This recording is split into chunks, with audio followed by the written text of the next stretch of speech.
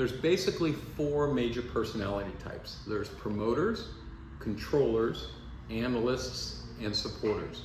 Not necessarily in any given order, but I wanted to talk about each of them because you'll find that when you're dealing with people out there, they generally fall into those four groups. So what is a promoter?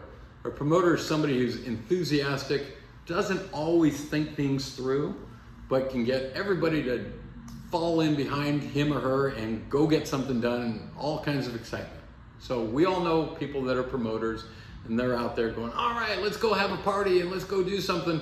And then when it comes to be the party, they may or may not be there because they're off at another party or doing some other sort of crazy thing. So that's what a promoter is. Promoters are generally really good at sales, but they also need support because they're not always good at follow-up. So those are promoters. Controller. A controller is usually somebody who wants to be in charge, who says, this is the way we're gonna go, let's do it.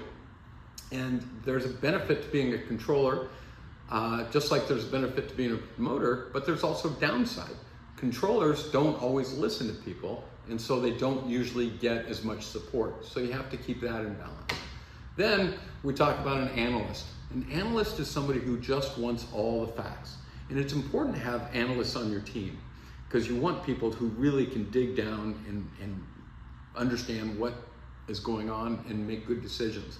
The problem with analysts a lot of times is that they analyze everything and they often never feel like they have enough information so that they can make a decision. They just want more information, and they delay making decisions. So it's important to be an analyst, but it's also important to make those decisions. And then last is a supporter. A supporter is what it sounds like. Somebody who doesn't really want to be in the spotlight. They just want to be there to support other people, and they're great to have. But again, you have to look at all these different personality styles and understand that there's benefits and there's takeaways from all that. And so the idea is to be someone who can be a promoter sometimes, be a controller sometimes, be an analyst sometimes, and be a supporter sometimes, and find that balance. Now, you naturally will fall into most likely one of those categories. Like I fall into the promoter category, but I've really had to work hard to be an analyst and study things very carefully and don't just jump into things. So those are things to think about when you're looking at your team. Are they a controller? Are they a supporter? Are they a promoter? Are they analysis?